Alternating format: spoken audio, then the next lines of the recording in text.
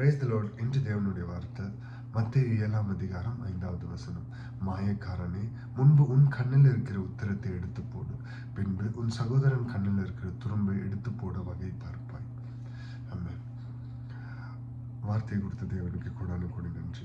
இந்த நேரத்திலும் மாயக்காரனே, ஆண்டவர் இயேசு கிறிஸ்து, ஆண்டவராகிய கர்த்தராகிய இயேசு கிறிஸ்து ஜனங்களை பார்த்து சொல்ற வார்த்தை மாயக்காரன். மாயக்காரன் யாரு? மாயக்காரன் வார்த்தையில ஒன்றும், பேசுறது ஒன்றும், செய்கையில காண்பிக்கிறது வேற இருக்கிறவன மாயக்காரன் சொல்லுவாங்க. அது நானா இருந்தாலும் நீங்களா இருந்தாலும் யாரா இருந்தாலும் இந்த வசனம் உங்களுக்கு பொருந்தும். மாயக்காரனை, முன்பு உன் கண்ணில் இருக்கிற உத்திரத்தை எடுத்து போடும்.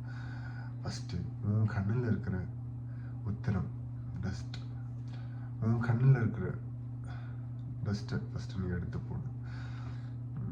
உன் கண்ணில் பிழை, இது கண்ணானது சரீரத்தின் விளக்காக இருக்கிறது. கண் என்ன பார்க்குதோ அதை தான் செய்யும். அண்ட் நீங்கள் எது யோசிச்சாலும் நீங்கள் அதை கண்ணால் பார்த்தா தான். கண் அதுதான் லைட். கண்ணானது சரீரத்தின் விளக்காக இருக்கிறது. அந்த கண் ஒரு நீங்கள் பாவம் செஞ்சாலும் அந்த கண் உங்களை பார்க்கும்.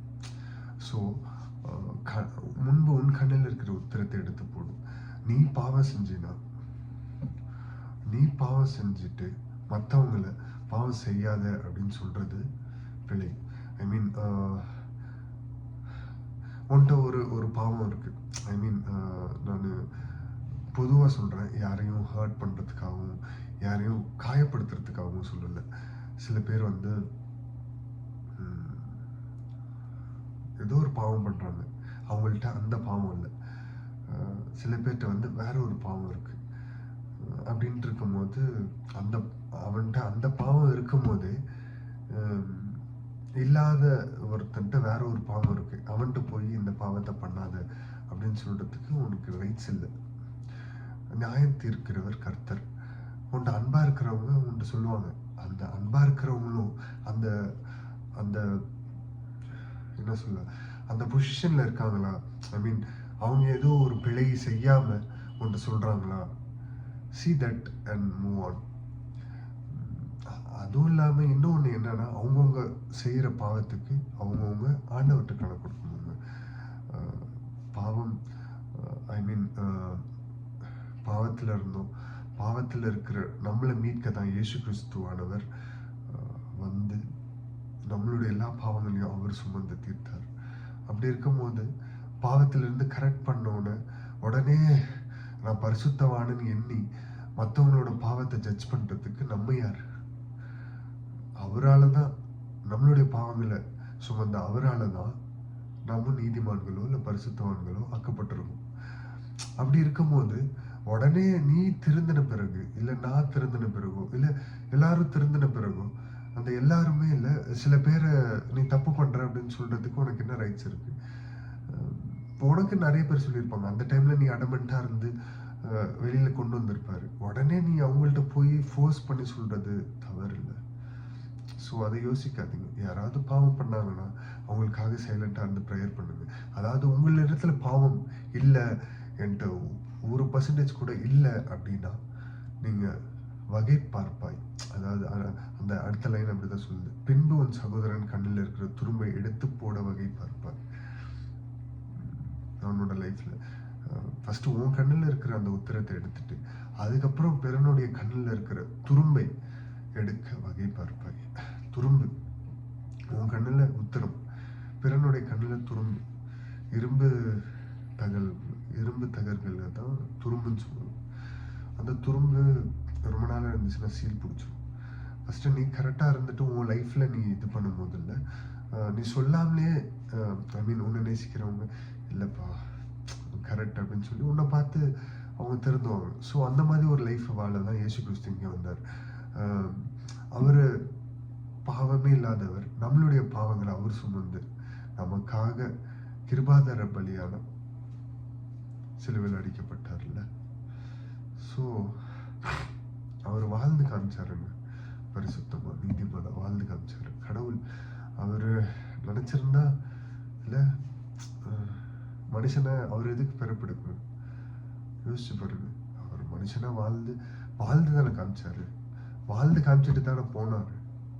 போயிட்டு பரிசுத்த ஆவியானவரை தேற்றரவாளரை நம்ம கொடுத்து அவருடைய வழியில நடக்கிறதுக்காக நம்மளை அழைச்சிருக்காரு. ஸோ இல்லை, பின்பு உன் சகோதரன் கண்ணில் இருக்கிற துரும்பை எடுத்து போட வகை பார்ப்பாய்.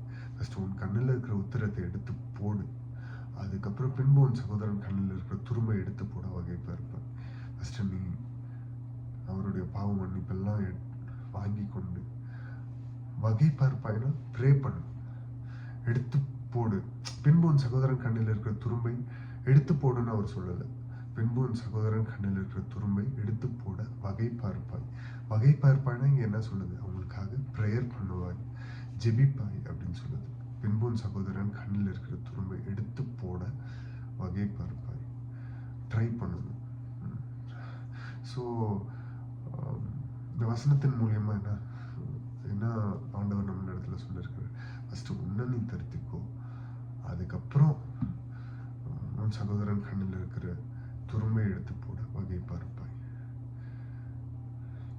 அது இல்லாம நான் தான் கரெக்டு அப்படின்னு சொல்லிட்டு நீ மற்றவங்களுக்கு அட்வைஸ் பண்ணும் முதல்ல உனக்கு ஆண்டவர் வைத்த பேர் மாயக்காரன். ஸோ யோசிச்சு பாருங்க. கர்த்தரிடத்துல எல்லா பாவத்தையும் அறிக்கையிடுங்க. நான் பிழை செஞ்சாலும் நீங்க பிழை செஞ்சாலும் இல்லை, யாரையும் நியாயம் தீர்க்காம அவரிடத்துல மட்டும் போய் நின்று, அவர் இரக்கம் பெற்றவர், மன்னிக்கிறதுல தயவு பெருத்தவர், அவரிடத்துல போய் நின்று கேட்கும் போதில்ல அவர் மன்னிச்சு மகனே அப்படின்னு சொல்லி அரவணைச்சு கொள்வார். அவரிடத்துல கேளுங்க, அவர் உங்களை கைட் பண்ணுவார். தாழ்த்தி அர்ப்பணித்து ஜெபிப்போமா. மகா இரக்கமும் கிருபையும் இருந்த எங்கள் நல்ல தகப்பனே இயேசுப்பா, இந்த காலை பொழுதற்காக உங்களுக்கு நன்றி செலுத்துகிறோம் இயேசுப்பா. இந்த நேரத்திலும் இயேசுப்பா உன்னுடைய வார்த்தையை கொண்டு எங்கள் இடத்துல பேசின கிருபைகளுக்காக நன்றி தகப்பனே இயேசுப்பா. முதலாவது எங்களிடத்துல என்ன பிழை இருக்கிறது என்பதை நாங்கள் அறிந்து ஆராய்ந்து அதன் பிறகு உன்னுடைய வார்த்தையை நாங்கள் எடுத்து செல்ல ஆவியானவர் எங்களுக்கு கிருபை பாராட்டுவீராக தகப்பனே இயேசுப்பா. ஸ்தோத்திரிக்கிறோம் இயேசுப்பா. நீர் ஒருவரே உன்னதர், நீர் ஒருவரே பரிசுத்தர், நீர் ஒருவரே நீதியும் நியாயமும் ஞானமும் ஆனவர் தகப்பனே இயேசுப்பா. உங்களுடைய அடிச்சுவட்டில் வாழ எங்களை எல்லோரையும் அர்ப்பணிக்கிறோம் இயேசுப்பா. எங்கள் இடத்துல காணப்படுகிற எல்லா பலவீனங்களையும் இயேசுப்பா நீர் எடுத்து போட்டு இயேசுப்பா பலமுள்ள ஆவியை எங்களுக்குள்ளாக கட்டளையிடுவீராக தகப்பனே இயேசுப்பா. ஸ்தோத்திரிக்கிறோம் இயேசுப்பா. உத்திரத்தை நாங்கள் உணர்ந்து அதை எடுத்து போட எங்களுக்கு உணர்வுள்ள இருதயத்தை தருவீராக. நீர் ஒருவரே மகிமைப்படணும், உங்களுடைய நாமம் மாத்திரம் உயர்த்தப்படணும். மீட்பெரும் ரட்சகருமாகிய இயேசு கிறிஸ்து நாமத்தில் கேட்கிறோம் ஜீவனுள்ள நல்ல பிதாவே, ஆமென்.